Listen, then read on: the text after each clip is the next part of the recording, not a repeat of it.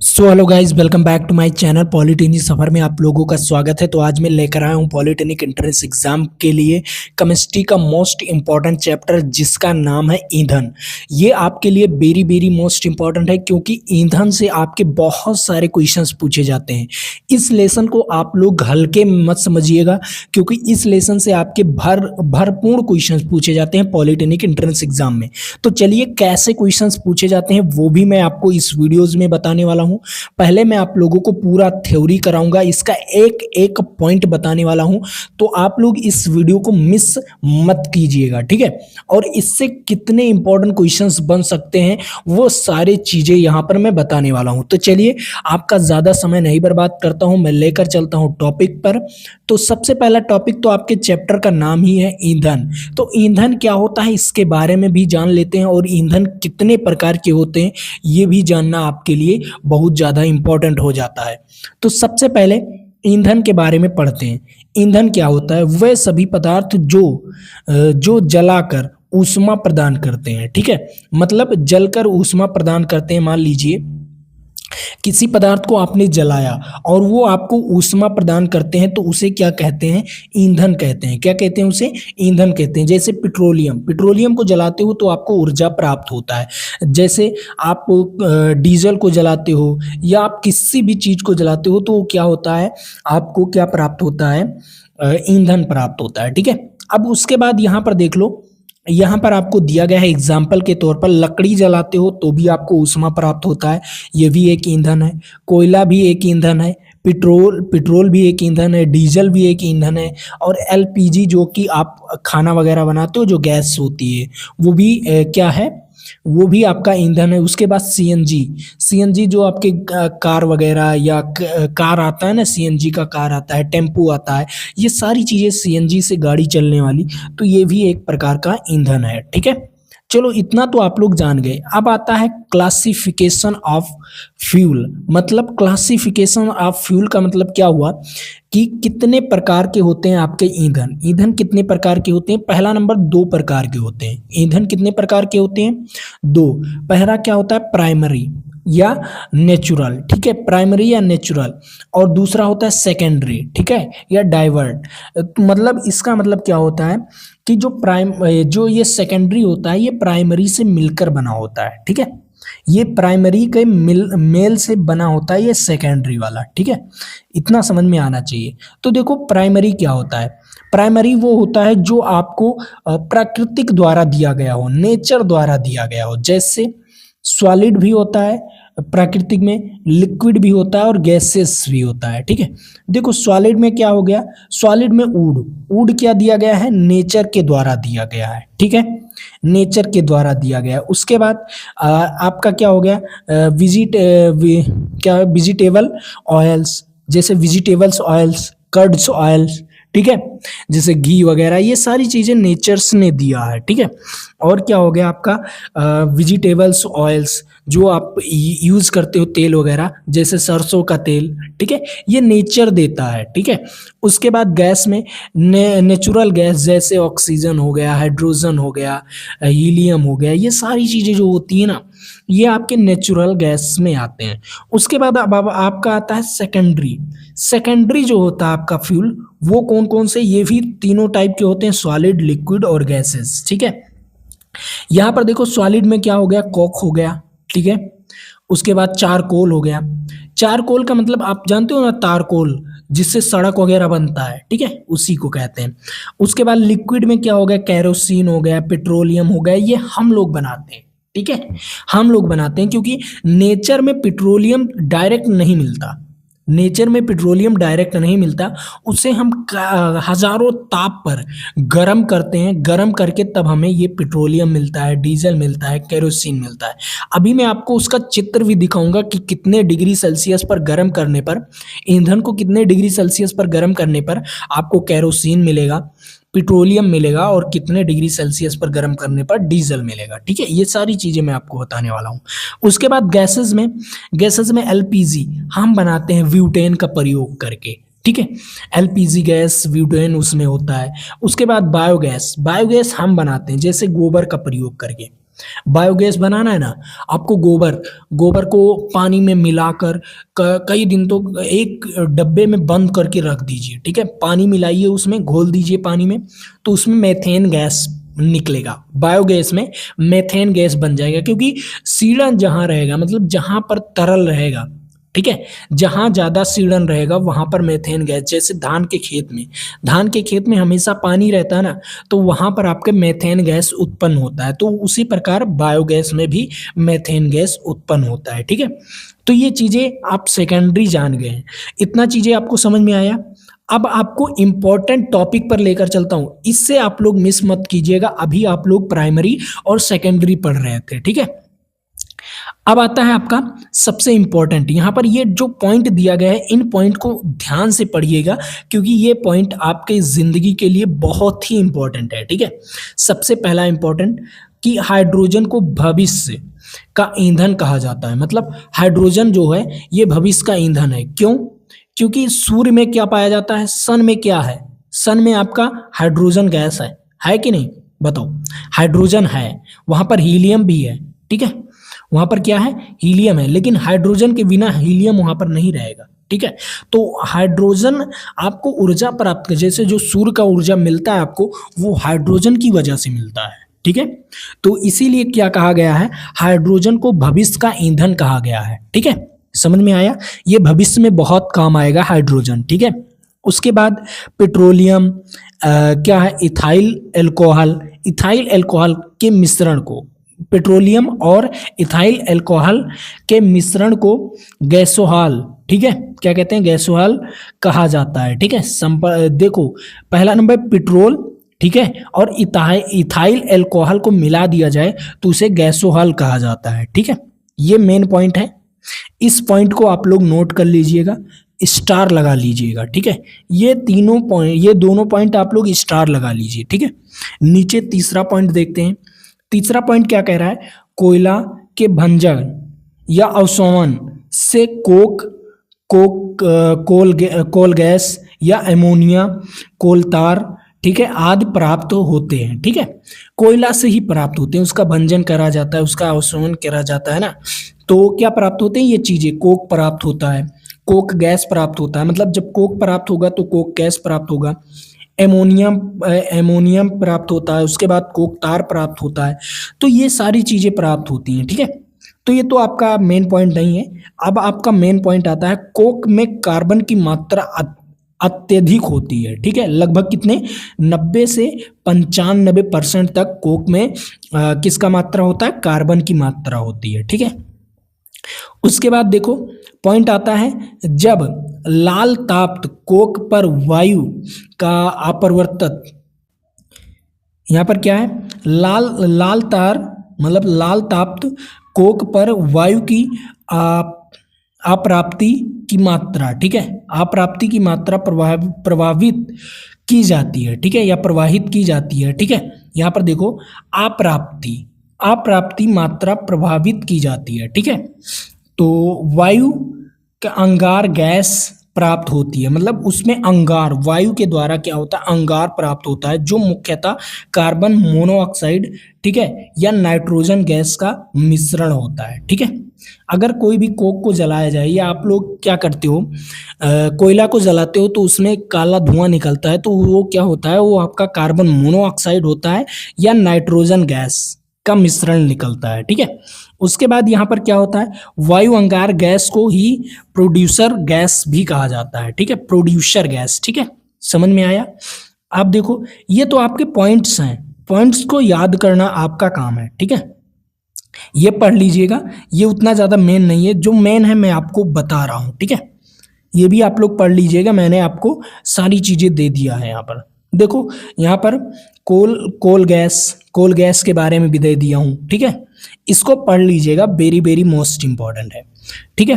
अब यहाँ पर देखो, सबसे इंपॉर्टेंट ये देखो, प्राकृतिक गैस जो मुख्यतः मेथेन, ठीक है, एथेन का मिश्रण होता है। जो प्राकृतिक गैस है ना, वो किसका, मेथेन और एथेन का मिश्रण होता है, ठीक है।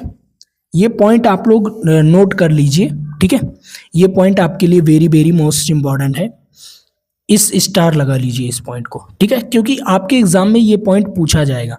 देखो क्या है, प्राकृतिक गैस जो होता है, जो मुख्यतः मेथेन का 83% होता है और एथेन का क्या होता है 16% का मिश्रण, यह हाइड्रोजन गैस का एक उत्तम स्रोत है, ठीक है।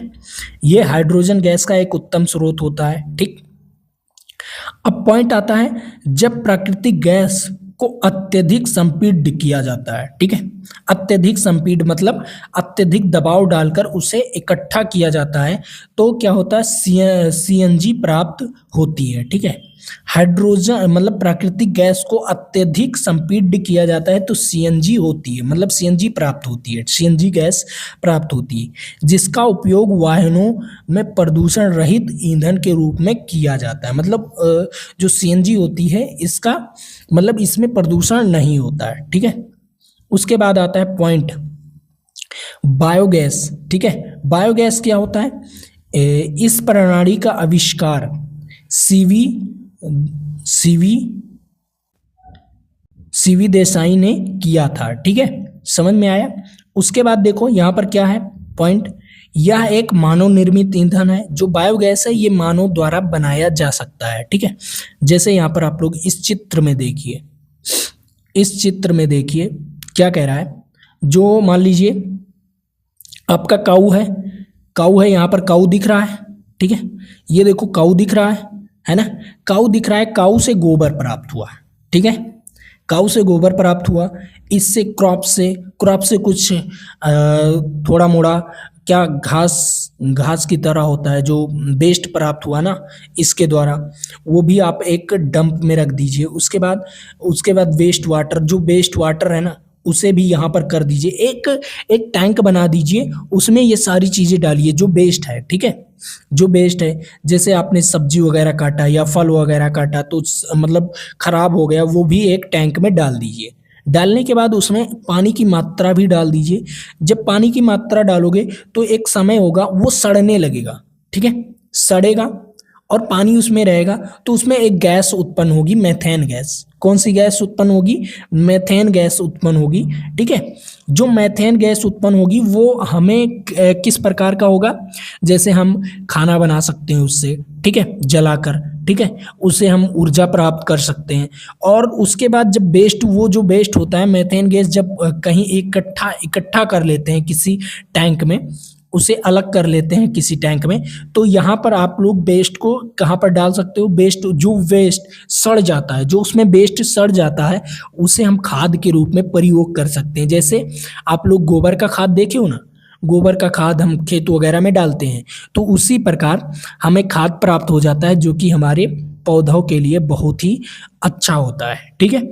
उसके बाद जो हमें मेथेन गैस प्राप्त हुआ, गैस को हम और फिल्टर करते हैं, फिल्टर करने के बाद उसके द्वारा हम फ्यूल ईंधन के रूप में प्रयोग कर लेते हैं कार वगैरह में, और उसके बाद भट्टी में प्रयोग कर लेते हैं गैस के रूप में, ठीक है, समझ आया। और उसके बाद तो टेम्परेचर जानते हो कि हाई टेम्परेचर होता है, तो हाई टेम्परेचर से हम क्या कर लेते हैं, हाई टेम्परेचर से हम पानी को भाप बनाकर हम टरबाइन को भी चला सकते हैं, ठीक है, टरबाइन को। और टरबाइन से हमें क्या मिल जाएगा, हमें ऊष्मीय ऊर्जा से सीधा मैकेनिकल एनर्जी मिल जाएगा, और मैकेनिकल एनर्जी को हम कहीं पर भी इन्वेस्ट कर सकते हैं। जैसे हम इलेक्ट्रिक बना सकते हैं, जैसे हम क्या कर सकते हैं, मैकेनिकल से हम किसी भी मशीन को चला सकते हैं। तो वो सारी चीज़ें इससे एक ही चीज़ से, इतने ही चीज़ों से क्या हो सकता है, हमें कई चीज़ें मिल सकती हैं, ठीक है। तो इसी को बायोगैस कहते हैं। अब यहाँ पर देखो बायोगैस का निर्माण बायोमास का अविनाशी कण्विन विधि द्वारा होता है, ठीक है, कण्विन विधि द्वारा होता है। उसके बाद इसका प्रमुख घटक मैंने आपको बताया था ना, सबसे ज़्यादा क्या पाया जाता है, मेथेन गैस। कितना पाया जाता है, 50 से 75%। उसके बाद कार्बन डाइऑक्साइड पाया जाता है 25 से 50%। नाइट्रोजन उसमें होता है 0 से 10%। हाइड्रोजन होता है 0 से 1%। और हाइड्रोजन सल्फाइड होता है 0 से 3%। उसके बाद क्या होता है, ऑक्सीजन होता है 0 से 2%, ठीक है, जो बायोगैस होता है, ठीक। उसके बाद अब आता है आपका पेट्रोलियम, ठीक है, सबसे इंपॉर्टेंट पेट्रोलियम। अब पेट्रोलियम कैसे बनता है इसके बारे में, जैसे डीजल कैसे बनता है, केरोसिन कितने ताप पर बनता है, उसके बाद पेट्रोल कितने ताप पर बनता है, तो ये सारी चीज़ें यहाँ पर मैं बताने वाला हूँ। लेकिन उससे पहले मैं आपको बता दूँ कि जिसे पीडीएफ डाउनलोड करना है, ठीक है, पीडीएफ डाउनलोड करना है, वो हमारे ऐप को डाउनलोड कर सकते हैं। नीचे डिस्क्रिप्शन बॉक्स में ऐप का लिंक दिया हुआ है, ठीक है। तो आप लोग ऐप को डाउनलोड कर लीजिएगा और इस पीडीएफ को डाउनलोड करके आप लोग पढ़ सकते हो हमारे ऐप में। और हाँ, जो लोग हमारा कोर्स खरीदना चाहते हैं तो हमारा कोर्स 299 रुपये का था, अब इसका ऑफर चल रहा है, ये 199 रुपये में हो गया है। तो अभी ऑफर चल रहा है, आप जाकर इस कोर्स को खरीद सकते हो। कोर्स का नाम है लक्ष्य 0.2। क्या नाम है? लक्ष्य 0.2, जो पॉलिटेक्निक एंट्रेंस एग्जाम के लिए बहुत ही महत्वपूर्ण है। कैसे? जैसे मैं आपको लोगों को चैप्टर वाइज वीडियोज ही इसमें दूंगा, उसके बाद चैप्टर वाइज आपको टेस्ट मिलेगा, ठीक है। और ये जो टेस्ट मिलेगा चैप्टर वाइज, इसका वीडियो सॉल्यूशन भी मिलने वाला है, ठीक है, इसका वीडियो सॉल्यूशन। उसके बाद आपको इंपॉर्टेंट क्वेश्चंस भी कराया जाएगा, ठीक है, चैप्टर वाइज इंपॉर्टेंट क्वेश्चंस भी कराए जाएंगे, ठीक है। और जो इंपॉर्टेंट क्वेश्चंस कराया जाएगा उसका पीडीएफ भी आपको, सारी चीज़ों का पीडीएफ भी दिया जाएगा। और उसके बाद ये तो आपका टेस्ट चैप्टर वाइज रहा, ठीक है, चैप्टर वाइज टेस्ट रहा। और unlimited full test, full test का मतलब जिसमें सारे टेस्ट होंगे, मतलब फिजिक्स, केमिस्ट्री, मैथ एक ही में, जैसे आपका एग्जाम होता है ना, उस प्रकार आपका यहाँ पर फुल टेस्ट अनलिमिटेड जितना दे सकते हो, वहाँ पर आपको 199 रुपये में मिलेगा, ठीक है। तो अभी जाकर खरीद सकते हैं। और हाँ, ज़रूर से ज़रूर खरीदिए, ठीक है, क्योंकि ये आपके लिए वेरी वेरी मोस्ट इम्पॉर्टेंट होने वाला है कोर्स, ठीक है। अब यहाँ पर देख लो क्या कह रहा है, पेट्रोलियम गैस। पेट्रोलियम गैस कैसे बनता है, यहाँ पर आप लोगों को मैं बता दूं। देखो, पेट्रोलियम लंबी श्रृंखला वाला हाइड्रोकार्बन का मिश्रण होता है, ठीक है। जो पेट्रोलियम है ये लंबी श्रृंखला वाला हाइड्रोकार्बन का क्या होता है, मिश्रण होता है, जिसमें मुख्य रूप से कार्बन होते हैं, परंतु कुछ मात्रा में ऑक्सीजन, कुछ मात्रा में सल्फर और कुछ मात्रा में क्या होते हैं, नाइट्रोजन युक्त यौगिक भी रहते हैं। जैसे यहाँ पर देखो, ये आपको कुछ चित्र दिखाया गया है, ठीक है, यहाँ पर चित्र दिखाया गया है। जैसे कोई गैस है, ठीक है, कोई गैस है, गैस को अगर हम किस पर गर्म किए, 150 डिग्री सेल्सियस पर, तो गैसोलीन बन जाएगा। और ईंधन है कोई, और उसके बाद 200 पर गर्म किए तो क्या हो जाएगा, आपका कैरोसिन बन जाएगा, ठीक है। यहाँ से देखो, आपका कोई भी एक ऑयल मतलब ऑयल है निकलेगा, यहाँ से सबसे प्योर फ्यूल निकलने वाला है यहाँ से। उसके बाद अगर मैं 300 डिग्री सेल्सियस पर उसे गर्म किया तो डीजल ऑयल बन जाएगा। 370 डिग्री सेल्सियस पर गर्म करूंगा तो फ्यूल ऑयल बन जाएगा। उसके बाद 400 डिग्री सेल्सियस पर गर्म करूंगा तो आपका सबसे मेन पेट्रोलियम बन जाएगा। क्या बन जाएगा? सबसे मेन पेट्रोलियम बन जाएगा, जो कि आपके लिए वेरी वेरी मोस्ट इम्पॉर्टेंट होगा, ठीक है। एयरक्राफ्ट वगैरह में इसका प्रयोग किया जाता है, ठीक है, समझ में आया। उसके बाद देखो यहाँ पर क्या है, पेट्रोलियम का निर्माण समुद्री जीवों के जीवाश्म से होता है, ठीक है, समुद्री जीवों के जीवाश्म से होता है, ठीक है। उसके बाद यहाँ पर पॉइंट क्या है, पेट्रोलियम का शोधन परिभाज्य अवशोषण द्वारा होता है, ठीक है। इसमें से प्राप्त होने वाले विभिन्न पदार्थ एवं उनके निम्नलिखित उपयोग हैं, ठीक है। कई पदार्थ प्राप्त होते हैं, जैसे डीजल प्राप्त हुआ, फ्यूल प्राप्त हुआ, फ्यूल ऑयल प्राप्त हुआ, कई चीज़ें, पेट्रोलियम प्राप्त हुआ, ये सारी चीज़ें प्राप्त होती हैं। उसके बाद क्या है यहाँ पर, उसके बाद क्या है, यह मुख्यतः इथेन, प्रोपेन, ब्यूटेन का मिश्रण मतलब मिक्सचर होता है, मतलब मिश्रण होता है। इसका अवयव जैसे नॉर्मल ब्यूटेन, आइसोब्यूटेन होते हैं, ठीक है। इसका जो अवयव होता है वो नॉर्मल ब्यूटेन भी हो सकता है या आइसोब्यूटेन हो सकता है। यह द्रव के रूप में होते हैं, ठीक है, जिसे हम क्या कहते हैं, द्रवित पेट्रोलियम गैस, एलपीजी भी कहा जाता है। ठीक है, इसमें क्या होगा, एथेन भी होगा, प्रोपेन भी होगा और ब्यूटेन, इसका मिश्रण होता है जिसे हम एलपीजी गैस, और एलपीजी गैस हम क्या करते हैं, खाना बनाने में उपयोग किया जाता है। ठीक है, उसके बाद क्या होता है, एलपीजी एक रंगहीन, गंधहीन और अति ज्वलनशील गैस है, लेकिन दुर्घटना इत्यादि से बचने के लिए इसमें सल्फर के यौगिक ईथर एथाइल मरकैप्टेन का प्रयोग करते हैं। मतलब इसमें ये जल ज़्यादा ना जले, ज़्यादा ये दुर्घटना का कारण ना बने, इसीलिए इसमें क्या प्रयोग करते हैं, इथाइल मरकैप्टेन का प्रयोग करते हैं, जिसका सूत्र यहाँ पर आपको दे दिया गया है।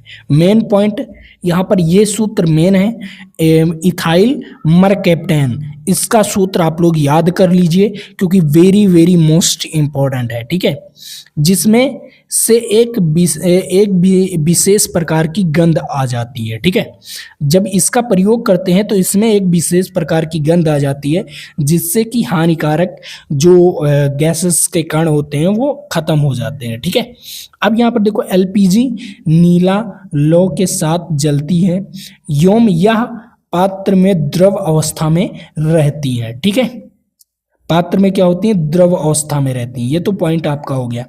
उसके बाद यहाँ पर ये चीज़ें याद कर लीजिएगा क्योंकि ये नोट पॉइंट है, तो नोट पॉइंट को आप लोग ज़रूर से ज़रूर इसका उपयोग कीजिएगा। ठीक है, और मैं जितने भी वीडियोज़ में आपको नोट पॉइंट बताया हूँ ना, उस पॉइंट को ज़रूर से लिख लीजिएगा क्योंकि नोट पॉइंट आपके लिए वेरी वेरी मोस्ट इंपॉर्टेंट होता है। जैसे यहाँ पर देख लीजिए, देखो यहाँ पर देख लीजिए, कोल तार में नेप्थलीन, ठीक है, की गोली बनाने में की जाती है। जो कोल तार से क्या होता है, कोल तार का जो प्रयोग होता है वो नेप्थलीन की गोली बनाई जाती है, जिसका उपयोग क्या होता है, मैथ भगाने में किया जाता है। मैथ भगाने में मतलब हमें नहीं पता है मौत क्या होता है, मौत भगाने में पता नहीं क्या होता है। अब उसके बाद क्या होता है, रॉकेट ईंधन। रॉकेट ईंधन क्या होता है, ये सबसे इम्पोर्टेंट ईंधन होता है। जैसे रॉकेट में यूज होना, या आप जो मतलब एरोप्लेन होता है उसमें यूज होना, ये सारी चीज़ें क्यों, रॉकेट ईंधन क्यों अलग होता है, क्यों प्लेन का ईंधन क्यों अलग होता है, क्योंकि वो अच्छा ईंधन होता है। अगर वो ईंधन उसमें ना प्रयोग किया जाए तो इंजन में गड़बड़ियाँ आ जाएगी, मतलब इंजन खराब हो जाएगा और कई हजार लोग, कई सैकड़ा लोग मरने के कगार पर आ जाएंगे। क्यों, जब इंजन खराब होगा तो क्रैश होगा, और जब वो क्रैश होगा तो बहुत ज़्यादा दुर्घटना होगी। ठीक है, अब यहाँ पर देखो, रॉकेट में दो प्रकार के ईंधन का प्रयोग किया जाता है, एक ठोस ईंधन और एक द्रव ईंधन।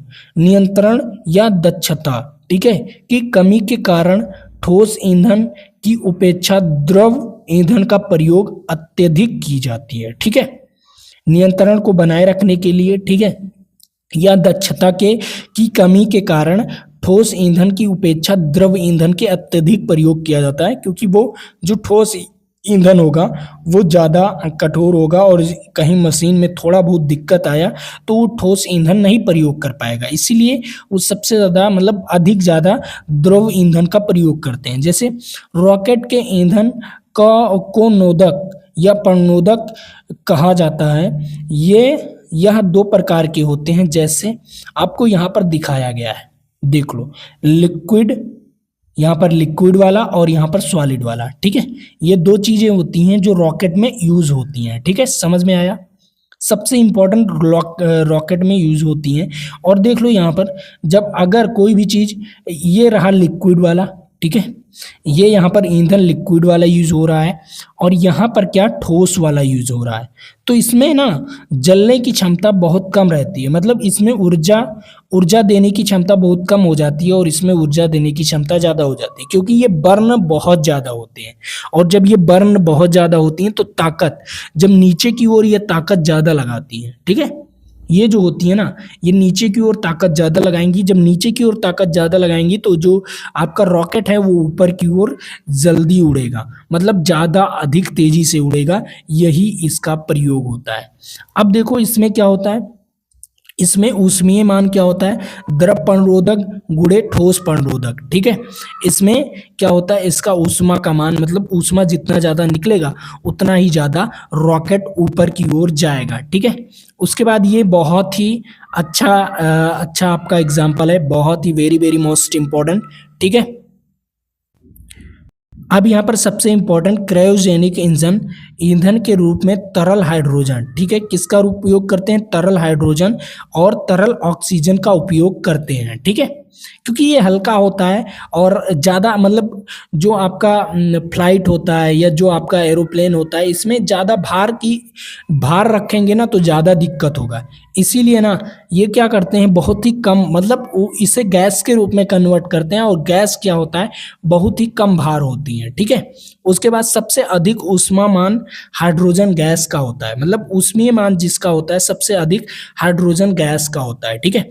तो ये रहा आज के लिए इतना ही, और उसके बाद मैं आप लोगों को ये सारी चीज़ें पढ़ाऊंगा, ठीक है, अपने वीडियोज़ में ये सारी चीज़ें पढ़ाऊंगा, ठीक है। उसके बाद एक वीडियोज़ और आएगा और इसका दूसरा वीडियोज़ आएगा इस चैप्टर का। तो ये चैप्टर आप लोग ज़रूर से ज़रूर पढ़ लीजिएगा क्योंकि ये आपके लिए वेरी वेरी मोस्ट इम्पॉर्टेंट होने वाला है, ठीक है। तो चलिए आज के लिए इतना ही, लेकिन उससे पहले मैं आपको बता दूं अगर हमारा कोर्स खरीदना चाहते हैं तो 199 रुपये में अभी हमारा कोर्स चल रहा है क्योंकि ऑफ़र है, वरना ये 299 रुपये में हो जाएगा। तो आप मत कहिएगा कि सर मैंने इस कोर्स को नहीं खरीद पाया, तो अभी 199 रुपये में है तो आप लोग खरीद लीजिए। और हाँ, टेलीग्राम चैनल को ज्वाइन करना ना भूलिए क्योंकि आप लोगों के लिए टेलीग्राम चैनल बहुत ही इंपॉर्टेंट होने वाला है, क्योंकि टेलीग्राम चैनल आप लोग जब ज्वाइन करते हो तो आपको वीडियोस कब अपलोड हुआ, पीडीएफ कब अपलोड हुआ और यूट्यूब पर वीडियोस कब आने वाला है, यूट्यूब पर लाइव कब आने वाला है, ये सारी चीज़ें हमारे टेलीग्राम पर नोटिफिकेशन दिया जाता है, ठीक है। और ऐप पर कब लाइव आने वाले हैं और ऐप पर कब वीडियोज़ अपलोड हुआ है, ये सारी नोटिफिकेशन आप लोगों को हमारे टेलीग्राम पर मिलता है, तो टेलीग्राम जरूर ज्वाइन कर लीजिए, ठीक है। तो आज के लिए इतना ही। जय हिंद जय भारत, फिर मिलेंगे आपके साथ अगले वीडियो में।